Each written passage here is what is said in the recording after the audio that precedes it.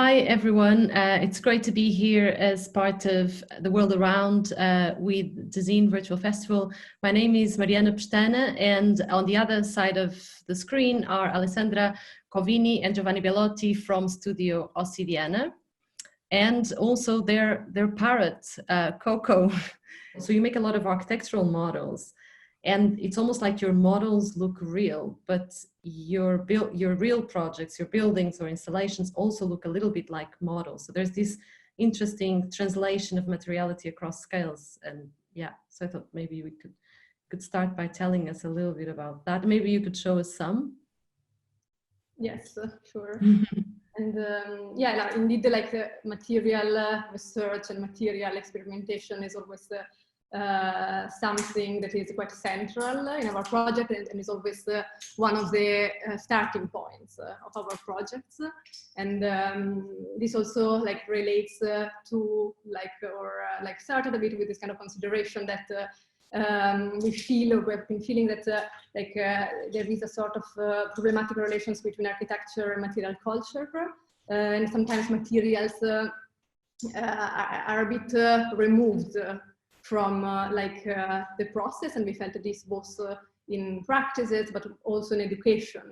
So yeah, when we started our practice, or when we start project, yeah, for us it's quite important to think and explore architecture also through material investigations.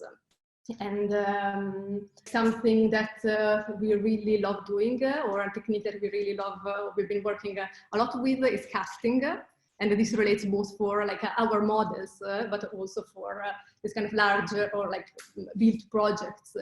And we really love this technique, the scalability of it, and we really love the fact that it really can bring together also different knowledges and different materials. So like a casting brings together on one side this kind of chemistry of this binding process, but also the craftsmanship of mold making, polishing and so on, but also it's this kind of different material that you use for casting, different type of binders, different type of aggregates, pigments, and so on. So we think it's really interesting because it allows us to work with different materials actually in different techniques. Yeah, and so that's how then, because I know you think about architecture as also this encounter between human and non-human agents, and I guess that's a perfect example of that, right? By using an architectural material that is friendly both to us, because it might have some certain sort of protective properties or isolation properties, but then also it's friendly for another species. I think that's quite interesting in your practice. I wonder if you want to talk about maybe a project where you've applied that in a bigger scale. I'm thinking about this because also now I know that this whole COVID crisis is really limiting in many ways. I mean, and in a way it's creating a certain space for you to experiment more. I think that's really interesting, but it's also a space to think a little bit about our relation. And if there's anything that COVID is making visible is how we are so interdependent, interconnected, and so I think it's really interesting now to use this opportunity as well, or this thinking moment. The opportunity was already there, and the urgency I think was there to a great extent of kind of designing for more than one species, right? Of thinking about design as a more generous practice that thinks about the well-being of, say, like the specific client or the specific context for which you're designing, but also, but beyond that, the well-being of a wider network of I don't know, entities, species, habitats that are inevitably impacted, yeah, by it. But yeah, so I wonder if you could talk a little bit about your work, because I think this is a constant in your work, that you're thinking about the well-being of humans, but also of these other species. For us, there's an interest in let's say in the power of spaces and objects and materials to mediate relations between people, but also with other animals. And there is an interest which is, however, I think for us, like really geared towards what it can do to us as humans. So there are quite often ways for us to rethink our relation with the environment and to look at other species, but always through the perspective of, let's say, what we can learn, which other kinds of beauty, which other ideas of collective we can envision through that, which other ideas of public space or of a domestic space we can explore. And in that, of course, in this kind of idea of being, let's say, richer as people, there's also the necessity and the desire of being of expanding our own imagination and understanding towards other animals. There's what I think links this is and links maybe the material, our life of the bird, the projects we do, is the idea that there's that we are more sort of, we think ourselves more as gardeners, let's say, rather than as complete makers of a setup. So we think all these objects and all these projects as part of a, say, of a project of cultivation. Our life with the bird, but also the way our projects work, are a constant act of maintenance and modification and care and adaptation. And in turn, of course, the other species and people also adapt to this. So we, yeah, like for example, like one of the projects we did recently. It's a part of like a series which we call Variations on a Birdcage, and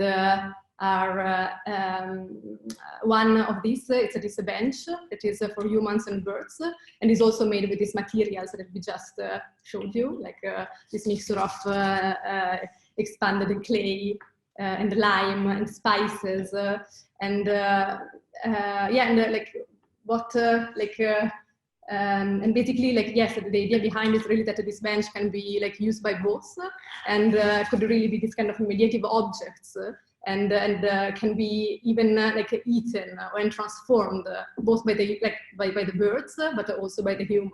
So, for example, like there are also insertion of cork that yeah, cock will go mad for it. It will start immediately eating it and destroying it, and also this kind of little balls of expanded clay are also good for like you can eat them, and also for like absorbing toxic materials and so on. But it would really change like the bench, like when it starts acting and playing with it. So it's very interesting how you describe yourselves as gardeners, perhaps more than solely architects. And I'm thinking about your project, Amsterdam Allegories, with which you won the Prix de Rome prize, and I think there you also, you know, you returned this to the user. You said that perhaps with this project you wanted to turn the users into cartographers, into collectors, into farmers, perhaps. And I wonder if you could talk a little bit about that and this fictional proposition.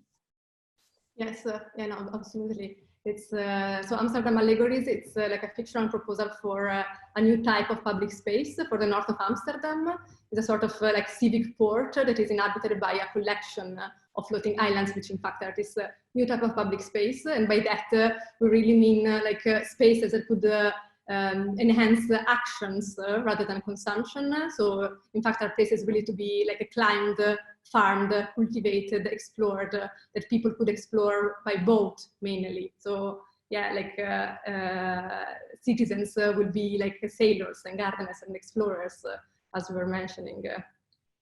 Yeah, the idea was that it was also a bit of a response for towards a certain genericness of public space, let's say, towards a certain neutrality of it.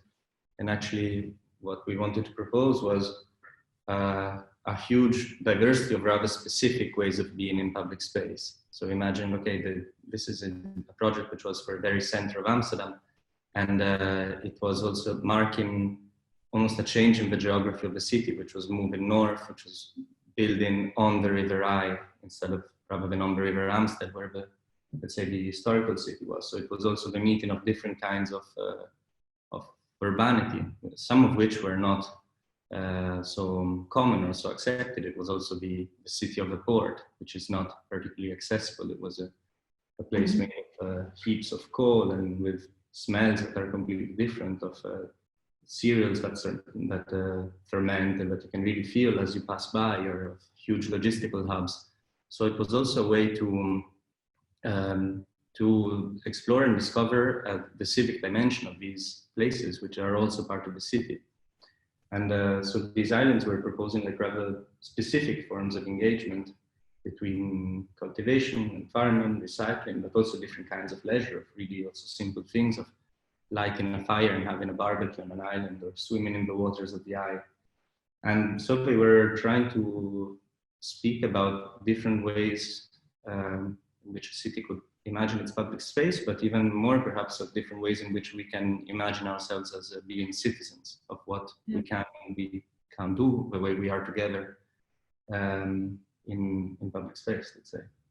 Yeah, and I think it's a very utopian project. You could call it in many ways. It's a fictional landscape almost that you proposed.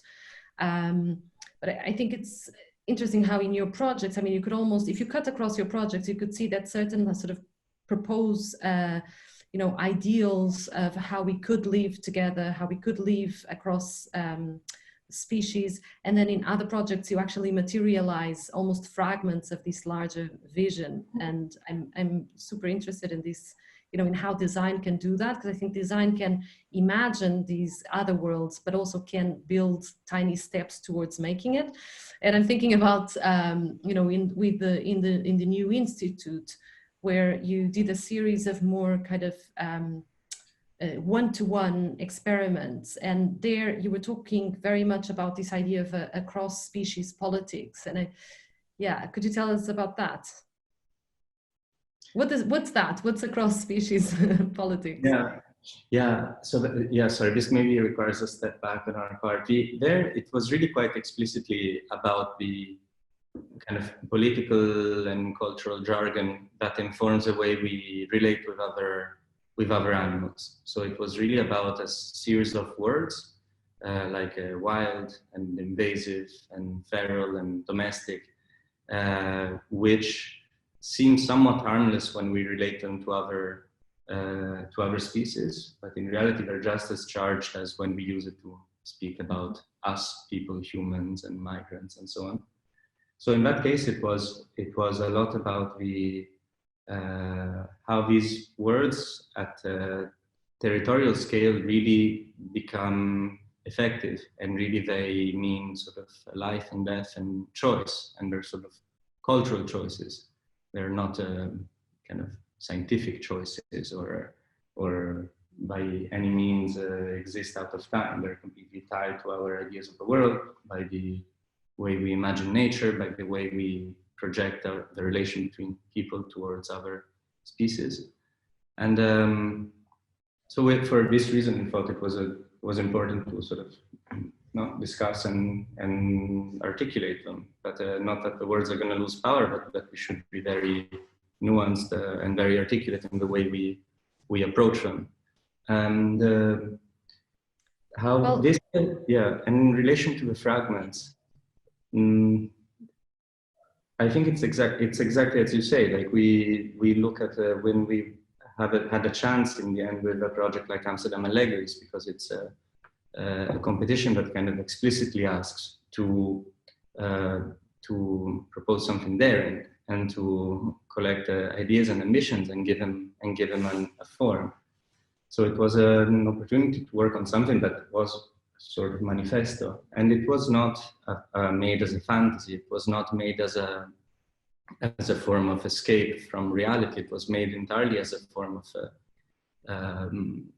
pushing, let's say, a bit the extent of our imagination. And also for that reason, it is possible for us, and that's what we try to do, to take fragments of it and make them real, give them agency, give them some kind of power, make them things that you can touch, that really both represent maybe this bigger idea of how we think of space, of relations, and so on, but also enact it, even at a small scale, even at the scale of our purchase. Yeah. like, yeah, for example, we both, yeah, in like the design of encounters and in Amsterdam allegories, like, or in other projects we're doing, we're designing this kind of larger scale perches that are for migratories to rest on, and in a way they also come back, like it could be something that works at this urban scale, but also something that we are exploring in a domestic scale with the perches for cocoa. So it's something, and maybe these perches that are here behind us can be seen also at a certain scale, maybe are scaled versions of this kind of larger ones that we imagine for public space. So there are always this kind of interferences of scale, like in our projects, like from the models to the prototypes to things that are in actual like big scale, or on a site. No, that's fascinating. Just to end, I'd just like to ask you, do you think that this concern with developing a design for more than one species, thinking about architecture as an encounter between humans and non-humans, do you think that this is a shared concern? I mean, do you recognize in other practitioners in your generation a similar concern? And since it's Earth Day, perhaps we could end with your thinking about this. I mean, how do you see it? Do you see it as a generational concern? Yes, I mean, absolutely, and I mean, we're definitely not, say, alone. To some extent, it's also a bit tricky to say that it's all about interspecies. I think it's definitely about proximity and about encounter, because for us, that's kind of the world the only world we know. With the urban that is almost at the scale of the planet, with a complete blurring of categories, but seemed, or so we're told, seemed somewhat certain of division between wild and domestic spaces. And now we see that the wild is not what we thought it was, the domestic is completely expanded. So I think let's say the encounters are inevitable, and to position ourselves as designers of thinking, okay, we actually designed this sort of intermediary, we designed this threshold, we designed the language, is something that is shared. I think it's also not something that was completely absent from architecture as well. I think we're still completely in love with some projects by Cedric Price. We're still learning and fascinated by some thoughts and some design from people like Andrea Banzi. So I think there's also been some kind of continuity, you know? And maybe what's interesting is that it always went together with sort of almost like an urban reading, like a large scale understanding of things. It's very a similar path to that of the research on materials, but we're also responding to something that we felt was becoming increasingly detached and lacking to some extent, coming out of university. And certainly a lot of other people felt the same, no? Especially, well, certainly in the kind of European context we grew up in and studied in. So, yeah, great. Thank you so much. I'm afraid we'll have to wrap up, but thank you so much for your time. And it's been great talking to you. Thanks a lot. Thank you so much. Very soon, I'm sure. Bye. Bye-bye.